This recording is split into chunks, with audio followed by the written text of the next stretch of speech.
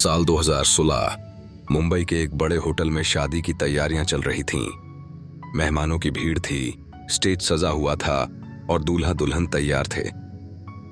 करण मेहरा, जो एक अमीर बिजनेसमैन के रूप में जाना जाता था, स्टेज पर खड़ा था और उसके बगल में अनन्या कपूर, जो एक मशहूर फैशन डिजाइनर थी, हाथों में वरमाला लिए मुस्कुरा रही थी।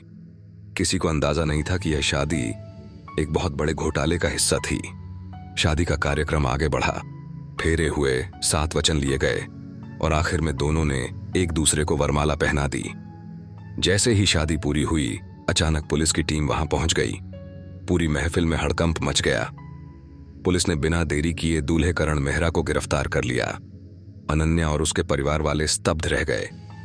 पुलिस ने करण को पकड़कर जब उसके अपराधों का खुलासा किया तो हर कोई दंग रह गया।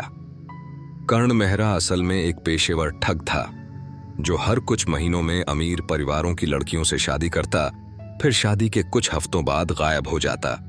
वह दुल्हन के गहने, पैसे और संपत्ति लेकर फरार हो जाता था। जांच में पता चला कि पिछले 4 सालों में करण ने अलग अलग नामों से 7 शादियां की थीं।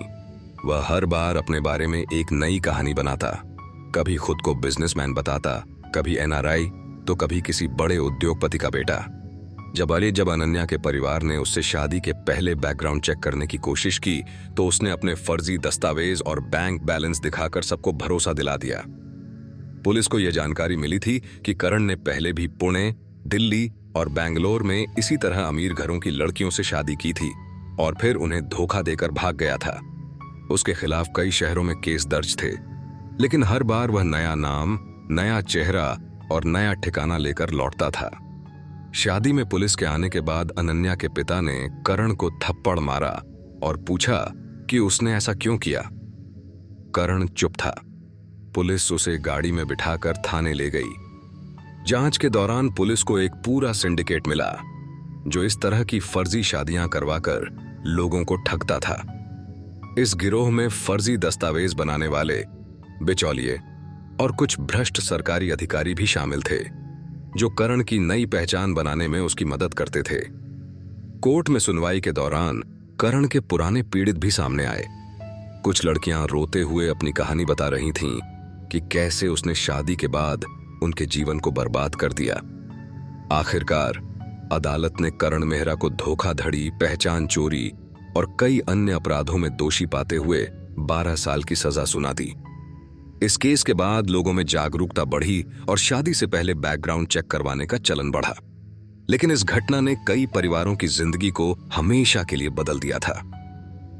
कहानियां ये सिर्फ शब्द नहीं होती, ये होती हैं भावनाओं का एक समंदर। ये हमें हंसाती हैं, रुलाती हैं और कभी-कभी सच्चाई का आईना भी दिखाती हैं। आपका स्वागत है स्टोरी हेवन में, जहां कहानियों का जादू जीवित होता है। भारत के प्रसिद्ध और अनदेखे अपराधों की एनिमेटेड कहानियां, ऐतिहासिक और आधुनिक घटनाओं पर आधारित दिलचस्प तथ्य, रहस्य, रोमांच और अद्भुत कहानियों का अनोखा संगम। यहां हर कहानी एक अनुभव है, हर किस्सा एक रहस्य। हमारी कोशिश है कि आप न सिर्फ सुने, बल्कि इन कहानियों को महसूस करें। तो जुड़िए हमारे साथ और डूब जाइए कहानियों की इस अनोखी दुनिया में। सब्सक्राइब कीजिए स्टोरी हेवन और बनाइए हर कहानी का हिस्सा, क्योंकि हर कहानी के पीछे छिपा होता है एक सच।